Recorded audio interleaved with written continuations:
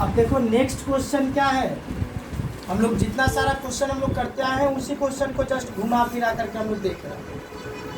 अब next question है कि किसी ठोस बेलन के वक्रतल की ऊंचाई किसी ठोस बेलन की ऊंचाई दे दिया है कितना 21 सेंटीमीटर। किसी ठोस बेलन की ऊंचाई 21 सेंटीमीटर एवं बेलन के वक्रतल को 50 पैसे प्रति वर्ग सेंटीमीटर की दर से, किसी ठोस बेलन की ऊंचाई 21 सेंटीमीटर एवं बेलन के वक्रतल को 50 पैसे प्रति वर्ग सेंटीमीटर की दर से रंग करने पर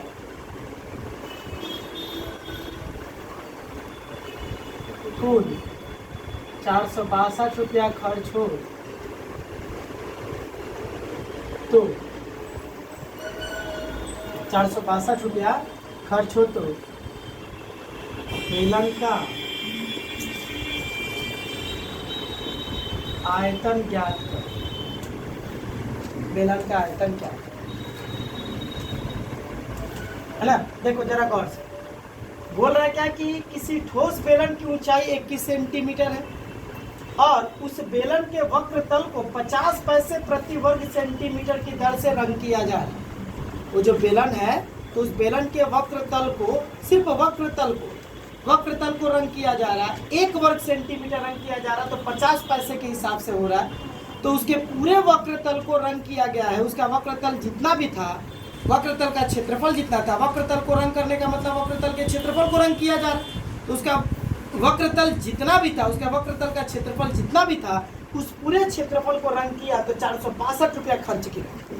तो ये 462 रुपया खर्च किसका दिया हुआ? पूरे वक्रतल के क्षेत्रफल को रंग करने का खर्च दिया। तो बोल रहा है क्या? तो बताओ बेलन का आयतन क्या होगा। बेलन का आयतन निकालना है तो हम क्या बोले हैं कि सबसे पहले हमारा फोकस कहाँ रहेगा। तो हमारा फोकस कहाँ रहेगा? तो सवाल में जो पूछा है हमारा फोकस सबसे पहले वही रहेगा। तो सवाल में हमसे पूछा क्या है? आयतन। तो सबसे पहले लोग यही सोचेंगे कि आयतन अगर पूछा है तो आयतन निकालेंगे कैसे। आयतन को निकालने का क्या कोई फार्मूला होता है? तो हाँ होता है। आयतन को निकालने का एक फार्मूला है pi are square H. Are मतलब होता है अर्धव्यास और एच मतलब होता है ऊंचाई। तो आर मतलब अर्धव्यास और एच मतलब ऊंचाई होता है। तो अब हम सवाल में पढ़ेंगे और देखेंगे कि अर्धव्यास और ऊंचाई हमको दिया है क्या। तो सवाल पढ़ लिए, पढ़ने से पता चला कि ऊंचाई दिया है 21 सेंटीमीटर और कहीं भी बेलन के अर्धव्यास का कोई जिक्र नहीं किया। इसका मतलब बेलन का अर्धव्यास हमको नहीं दिया है। तो न तो बेलन का अर्धव्यास हमको पता है, बेलन की ऊंचाई तो पता है लेकिन बेलन का अर्धव्यास नहीं पता है। जब तक बेलन का अर्धव्यास हमको नहीं पता चलेगा तब तक इसका आयतन नहीं पता चलेगा। तो कहने का मतलब क्या हुआ कि हम लोग अर्धव्यास निकालेंगे कैसे, क्या तरीका है निकालने का। तो अर्धव्यास नहीं पता तो अर्धव्यास को निकालेंगे। तो अब सोचेंगे कि अर्धव्यास निकालने का क्या कोई फार्मूला होता है। जिसको भी निकालना होगा मेंसुरेशन में उसका फार्मूला सोचेंगे। अर्धव्यास निकालना है, अर्धव्यास निकालने नहीं दिया इसका मतलब हमको निकालना पड़ेगा। तो अर्धव्यास निकालने का सोचेंगे कि क्या कोई फार्मूला होता है। तो अर्धव्यास निकालने का कोई फार्मूला नहीं होता है।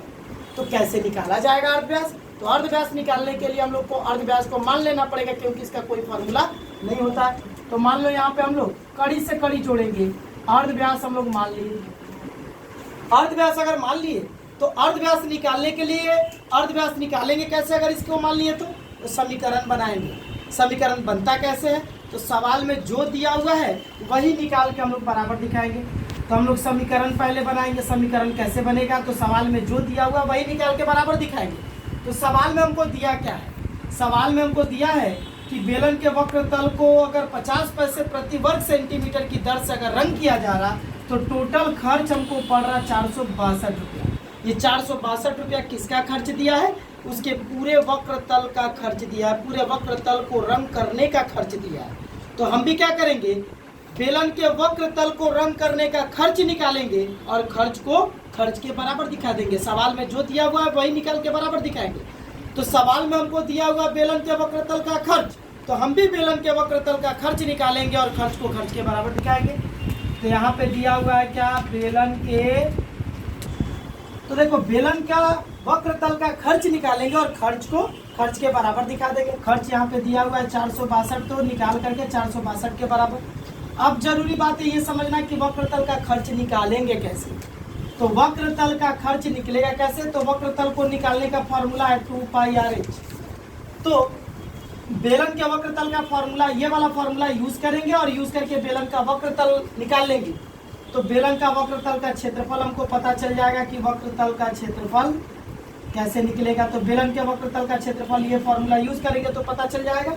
जब बेलन के वक्रतल का क्षेत्रफल पता चलेगा तो खर्च भी पता चल जाएगा। कैसे, जिस दर से खर्च कर रहा है उसे इंटू कर दिया जाता है क्षेत्रफल को। क्षेत्रफल को अगर रंग किया है तो क्षेत्रफल को रंग करने का खर्च निकालेंगे तो क्षेत्रफल से इंटू कर देंगे। जिस दर से खर्च कर रहा है, किस दर से खर्च कर रहा है, 50 पैसे प्रति वर्ग सेंटीमीटर की दर से, मतलब 1 वर्ग सेंटीमीटर को रंग कर रहा है तो 50 पैसा ले रहा है। तो जितना क्षेत्रफल होगा उस पूरे क्षेत्रफल को रंग करेगा तो कितना खर्च होगा, तो क्षेत्रफल को 50 पैसे से इंटू कर देंगे।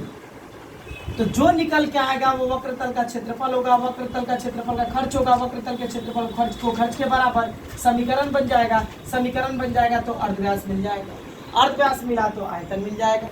तो मेरा सबसे पहला काम रहेगा क्या, अर्धव्यास को मानना। तो माना, हम मान भी सकते हैं, डायरेक्ट भी कर सकते हैं। माना बेलन का अर्धव्यास x मानो, r मानो, तुम्हारा मन जो मानना मानो, r सेंटीमीटर मान लिए यहाँ पे। तो r सेंटीमीटर अगर माने तो हमको निकालना क्या पड़ेगा, बेलन के वक्रतल के क्षेत्रफल का खर्च। तो बेलन का हम देखें कि वक्रतल का क्षेत्रफल का खर्च निकालने के लिए पहले वक्रतल का क्षेत्रफल निकालना पड़ेगा। क्षेत्रफल को दर से इंटू, जिस दर से खर्च कर रहा है उससे इंटू करेंगे तो क्षेत्रफल का खर्च मिलेगा। तो यहाँ पे लिखा जाएगा कि बेलन के वक्रतल का क्षेत्रफल क्या है, क्योंकि जो दिया है वही निकाल के बराबर दिखाएंगे। तो बेलन के वक्रतल का खर्च मेरा बेलन का वक्रतल का क्षेत्रफल कितना निकलेगा, क्योंकि वक्रतल का क्षेत्रफल मिलेगा तभी वक्रतल के क्षेत्रफल का खर्च मिलेगा। तो बेलन के वक्रतल का क्षेत्रफल हो जाता है 2πr/h। r मतलब अर्धव्यास, तो अर्धव्यास को हम r माने तो यहाँ पे r ही लिख दिए हैं। h मतलब ऊंचाई, ऊंचाई होता है यहाँ पे दिया हुआ ऊंचाई 21, तो 21 हम बाद में बैठाएंगे, अभी नहीं, पहले हम लोग निकाल लें, बाद में हम लोग मान और पुटअप करेंगे। ये हो गया बेलन के वक्रतल का क्षेत्रफल। तो अब बेलन के वक्रतल का क्षेत्रफल का खर्च निकालेंगे। तो बेलन के वक्रतल का क्षेत्रफल को रंग करने का खर्च। तो जाहिर सी बात है कि क्षेत्रफल को जिस दर से खर्च कर रहा है उसे इंटू कर देंगे। तो 50 पैसे की दर से खर्च कर रहा है तो इसको 50 पैसा से इंटू कर देंगे तो आ जाएगा खर्च। लेकिन इस खर्च को अगर इस खर्च के बराबर दिखाएंगे तो आंसर रॉन्ग आ जाएगा। क्यों, ये खर्च मेरा रुपया में और हम निकाले पैसा में, पहले इसको भी रुपया में बदलना पड़ेगा। तो 2πr/h इंटू 50 बाई हो जाएगा 100। तो 50 से ये कट जाएगा 2 बार में, फिर ये 2 से 2 कट जाएगा, कितना हो गया πr/h, इतना रुपया हो गया। बात मेरा समझ में आया, इतना रुपया हो गया कट होके। तो कहने का मतलब बेलन के वक्रतल के क्षेत्रफल को रंग करने का खर्च निकाल दिए। अब बाई ATP, यही जो मेरा खर्च आया इस खर्च को खर्च के बराबर दिखा दिए।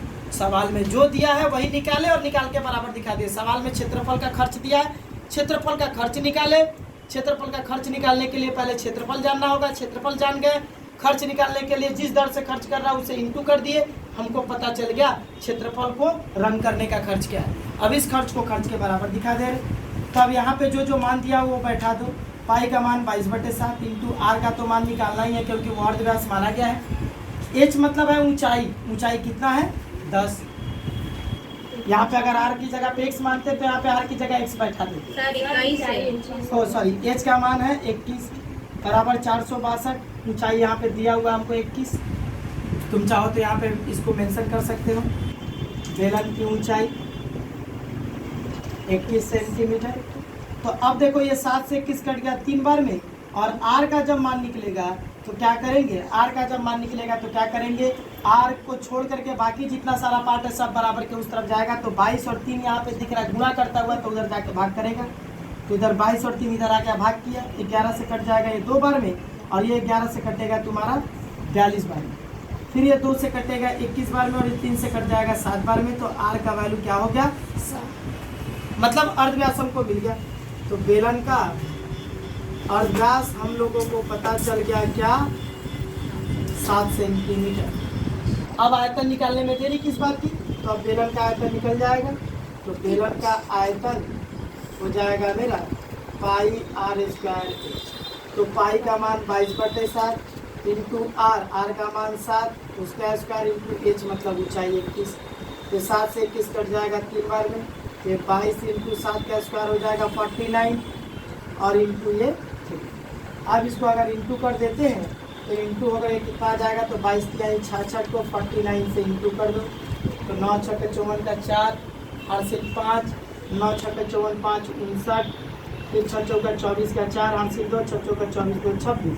तो 4 9 4 13 6 5 11 12 और ये 3 2 3 4 घन सेंटीमीटर। आई बात समझ में? ये हो गया मेरा क्या आंसर। देखो अगर इसी सम को थोड़ा अलग तरीके से अगर हम लोग करेंगे तो कैसे करेंगे? देखो 1 वर्ग सेंटीमीटर पर अगर रंग किया जा रहा है तो 50 पैसा खर्च हो रहा है। तो 462 रुपया अगर खर्च किया है तो 462 रुपया किसका खर्च है? पूरे वक्र तल के क्षेत्रफल को रंग करने का खर्च है। 1 वर्ग सेंटीमीटर पर रंग कर रहा है तो 50 पैसा खर्च हो रहा है। तो उसका वक्र तल का क्षेत्रफल जितना भी था उस पूरे को अगर रंग किया तो 462 रुपया लिया। इसका मतलब 462 रुपया में पूरे वक्र तल का क्षेत्रफल छिपा है कि नहीं छिपा है? 462 रुपया में पूरा वक्र तल का क्षेत्रफल छिपा है, क्योंकि 462 रुपया जो खर्च बता रहा हूँ किसका खर्च है? पूरे वक्र तल के क्षेत्रफल का खर्च है। तो जाहिर सी बात है कि इसमें वक्र तल का क्षेत्रफल छिपा है।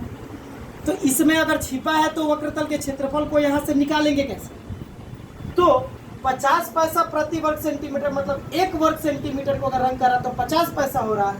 तो इतना रंग करके मतलब इतना रुपया जो हुआ ये कितना वर्ग सेंटीमीटर को रंग करके पाया है? तो ये जानने के लिए दोनों को अगर एक दूसरे से भाग दे दे तो हम पता कर सकते हैं कि कितना क्षेत्रफल रंग किया है। वक्रतल का क्षेत्रफल क्या है? इसमें वक्रतल का क्षेत्रफल छुपा है, इसमें वक्रतल का क्षेत्रफल छुपा है।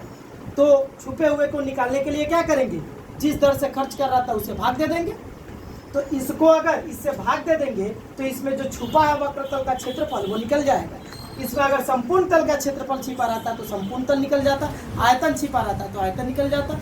तो क्या करेंगे यहाँ पे डायरेक्ट अगर हम लोग यहाँ से करना चाहे, है ना, अलग तरीके से, तो क्या करेंगे यहाँ पे लिखेंगे कि बेलन के वक्रतल का क्षेत्रफल कैसे निकालेंगे? बेलन के वक्रतल का क्षेत्रफल तो 462 को 50 से भाग दे देंगे। लेकिन तुम्ही लोग जरा सोचो, ये 462 मेरा क्या है? रुपया है, और ये क्या है? पैसा। रुपया को पैसा से कभी भाग नहीं दिया जा सकता है। इस रुपया को हम लोग पैसा में पहले बदलेंगे। तो रुपया जब पैसा में बदलेगा तो 100 से इंटू हो जाएगा। उसके बाद क्या हो जाएगा? यहाँ पे 50 से 100 कट जाएगा 2 बार में, और इसको इंटू कर देंगे तो हो जाएगा 924 वर्ग सेंटीमीटर। मतलब हमको बेलन के वक्रतल का क्षेत्रफल मिल गया। अब सवाल में जो दिया है वो निकाल के बराबर दिखाया जाता है। तो सवाल में दिया है वक्रतल का क्षेत्रफल, तो बाई ATP वक्रतल का क्षेत्रफल पाई आर स्क्वायर वक्रतल का क्षेत्रफल 2 पाई RH जो होता है वक्रतल का क्षेत्रफल, इस वक्रतल के क्षेत्रफल को वक्रतल के क्षेत्रफल के बराबर दिखा देंगे। आई बात समझ में? उसके बाद H का वैल्यू है, पाई का वैल्यू है, सब पुटअप करके जैसे इक्वेशन बना करके सॉल्व करते हैं वैसे कर देंगे, R मिल जाएगा। उसके बाद आयतन मिल जाएगा। आई बात समझ में? इस तरीके से भी तो याद रखना कि अगर 2 खर्च दिया हुआ, दोनों खर्च को एक दूसरे से भाग दो। एक जिस दर से खर्च कर रहा वो, और टोटल खर्च अगर दिया तो दोनों को भाग दे देने से जो जिसको बना करके वो टोटल खर्च दिया वो पता चल जाएगा। वक्रतल के क्षेत्रफल को बना के टोटल खर्च दिया तो वक्रतल क्षेत्रफल इसमें छुपा है तो वक्रतल का क्षेत्रफल पता चल जाएगा। अगर ये संपूर्ण तल का खर्च रहता तो संपूर्ण तल का खर्च इसमें छुपा है तो संपूर्ण तल पता चल जाता है। आई बात समझ में? इस तरह से भी हम लोग कर सकते हैं। हाँ देखो, अब दिया हुआ है कि किसी ठोस लोहे के बेलन के आधार का व्यास 14 सेंटीमीटर है। एक लोहे का ठोस बेलन है, लोहे का वो बना हुआ है, पूरी तरह से वो ठोस है। तो उसके बेलन के आधार का व्यास दे दिया हुआ हम लोगों को 14 सेंटीमीटर, और प्रति घन सेंटीमीटर लोहे का वजन 200 ग्राम है। मतलब 1 घन सेंटीमीटर लोहा अगर लेकर के उसका वजन किया गया तो पता चला कि उसका वजन 1 घन सेंटीमीटर का वजन 200 ग्राम है। एवं पूरे बेलन का वजन इतना है, तो पूरे बेलन का वजन इतना है। इसका मतलब ये जो वजन दिया हमको, किसका वजन दिया है? बेलन के पूरे आयतन का वजन दिया है। बेलन में जितना लोहा है उस पूरे लोहे का वजन दिया है। तो बेलन में कितना लोहा है, तो बेलन का आयतन जितना है उतना ही लोहा है। मतलब बेलन के पूरे लोहे का वजन है, इसका मतलब बेलन के पूरे आयतन का ये वजन दिया है। बेलन का आयतन जितना भी है पूरा, उस पूरे आयतन का वजन ये दे दिया। तो बोल रहा है क्या? तो बताओ बेलन के वक्रतल का क्षेत्रफल क्या होगा। हमको बेलन के वक्रतल का क्षेत्रफल निकालना है। तो हम लोग क्या बोले हैं कि सबसे पहले हम लोग यही जानते हैं कि सबसे पहले हम लोग कहाँ फोकस करते हैं? सवाल में हमको क्या पूछा है उसी पर। तो सवाल में हमसे पूछ रहा बेलन के वक्रतल का क्षेत्रफल निकालने को। तो अब हम सोचेंगे कि बेलन के वक्रतल का क्षेत्रफल निकलेगा कैसे। तो सबसे पहले यही सोचेंगे कि इसका क्या कोई फार्मूला होता है। तो हाँ, होता है। इसका फार्मूला क्या होता है? 2πr/h। तो r का मतलब अर्धव्यास और h का मतलब ऊंचाई। इस सवाल में बेलन के वक्रतल का क्षेत्रफल का फार्मूला होता है 2πr/h। तो अब देखेंगे कि इस फार्मूले में हमको क्या क्या चाहिए। तो r मतलब अर्धव्यास चाहिए और h मतलब ऊंचाई चाहिए। अर्धव्यास और ऊंचाई दोनों चाहिए। सवाल पढ़े तो देख रहे क्या है कि हमको अर्धव्यास नहीं व्यास दिया है। तो ठीक है, कोई दिक्कत नहीं है। व्यास का आधा अर्धव्यास होता है। व्यास को आधा कर देंगे, अर्धव्यास पता चल जाएगा। व्यास अगर 14 है तो अर्धव्यास हो जाएगा 7। अच्छा, उसके बाद प्रति घन सेंटीमीटर लोहे का वजन 200 ग्राम है। ये दिया, ये छोड़ते हैं अभी। तो ये r मतलब हो गया अर्धव्यास। तो मान लो कि अर्धव्यास हमको दिया है। h मतलब होता है क्या? ऊंचाई। सवाल में फिर पढ़े, देखे कि हमको ऊंचाई नहीं दिया। प्रति घन सेंटीमीटर लोहे का वजन दिया और पूरे बेलन का वजन दिया, ऊंचाई नहीं दिया। तो जब तक ऊंचाई नहीं पता चलेगी तब तक क्या हम लोग उसका वक्रतल का क्षेत्रफल निकाल पाएंगे? बिल्कुल नहीं। तो वक्रतल के क्षेत्रफल के लिए हम देख रहे हैं क्या कि यहाँ पे ऊंचाई के कारण मेरा काम रुक जा रहा, सवाल नहीं बन पा रहा। तो इसका मतलब सबसे पहले हम लोगों को ऊंचाई निकालनी पड़ेगी। ऊंचाई कैसे निकलेगा? तो अब देखेंगे कि ऊंचाई निकालना है अगर, तो ऊंचाई निकालने का क्या कोई फार्मूला है? तो ऊंचाई निकालने का कोई फार्मूला नहीं है। तो कैसे बनाएंगे सवाल को? तो ऊंचाई को मान लिया जाता है। तो माना बेलन की ऊंचाई, निकालना कुछ और है लेकिन मान कुछ और को, किसी और को रहे। क्यों? क्योंकि जिसको निकालना है वो ऊंचाई के बगैर नहीं निकल पाएगा। तो माना बेलन की ऊंचाई h सेंटीमीटर ही ले रहे, h ही मान ले रहे, है ना। x y z कुछ भी मान सकते हैं, तो हम h ही मान रहे, है ना। तो देखो, अगर हम लोग ऊंचाई मान लिए, तो अब क्या करेंगे? h अगर माने, इस h का मान निकालना पड़ेगा। कैसे निकालेंगे? तो अगर किसी चीज़ को माना जाता है तो उसका मान निकालने के लिए हम लोग समीकरण बनाते हैं। तो समीकरण बनाएंगे। समीकरण बनता कैसे? तो सवाल में जो दिया है वो निकाल के बराबर दिखाते हैं। सवाल में हम पढ़े तो पता चला कि हम लोगों को 1 घन सेंटीमीटर लोहे का वजन दिया है और साथ ही साथ पूरे बेलन का वजन दिया, मतलब पूरे बेलन के पूरे आयतन का वजन दिया, मतलब लोहे के पूरे आयतन का वजन दिया है। तो हम भी क्या करेंगे? लोहे के पूरे आयतन का वजन निकालेंगे और वजन को वजन के बराबर दिखा देंगे। तो क्या करेंगे? लोहे के आयतन का वजन निकाला जाएगा और आयतन का वजन निकाल करके वजन को इस वजन के बराबर दिखा दिया जाएगा। तो अब जरूरी बात यह है कि लोहे के आयतन का वजन निकाला कैसे जाएगा। तो लोहे का आयतन का वजन निकालने के लिए निकालना हम लोग सीखे हैं कि पहले लोहे का आयतन पता होना चाहिए। लोहे का आयतन पहले पता होना चाहिए। अगर लोहे का आयतन हमको पता चल जाएगा तो उसका वजन भी पता चल जाएगा। 1 घन सेंटीमीटर लोहे के आयतन का वजन है 200 ग्राम। तो लोहा का आयतन जितना भी होगा उससे 200 को इंटू कर देंगे। हम लोग इसके पहले सम में भी बहुत पहला जो सबसे पहला जो थ्योरी हम लोग जो देखे थे इंट्रोडक्शन वाला, मतलब कि इसका इंट्रोडक्शन का मतलब जिसमें हम सम्स बताना शुरू किए थे, तो उसमें लोहे के पूरे आयतन का वजन निकालना दिखाए थे। कैसे निकाला जाता है?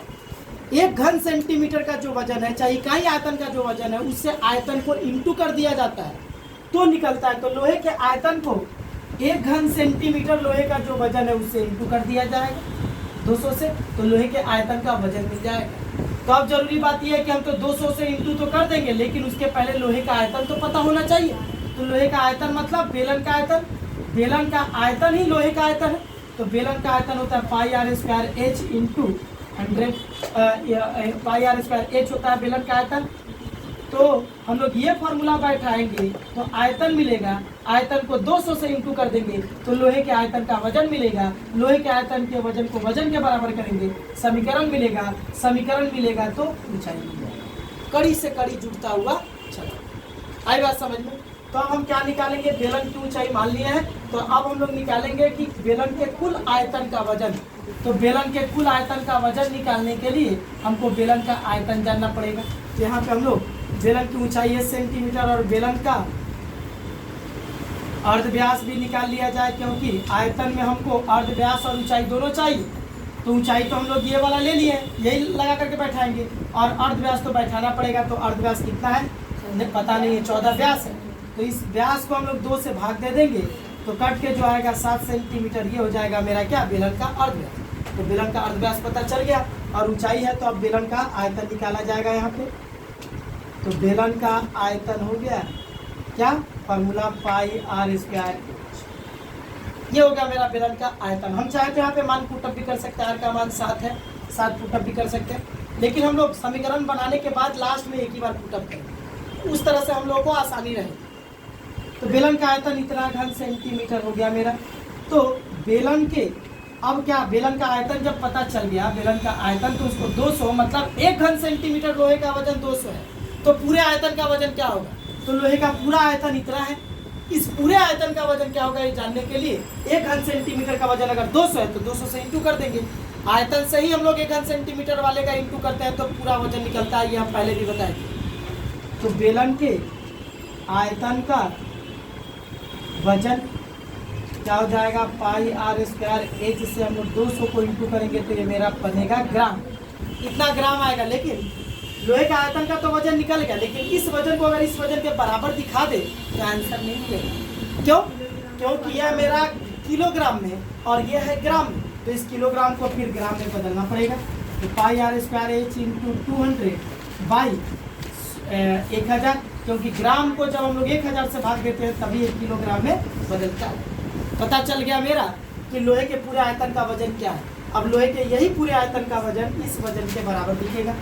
तो by ATP pi are square H into 200 by 1000 बराबर इधर हो जाएगा 646.8। अब देखो यहाँ पे सब हम लोग जैसे ये 200 और ये दो 0000 कट गया, 2 से कट गया 5 बार में, तो यहाँ पे आप इंटू करेंगे क्रॉस, तो पाई आर स्क्वायर एच बराबर 5 से इसका इंटू हो जाएगा तो 646.8 इंटू 5 हो जाएगा।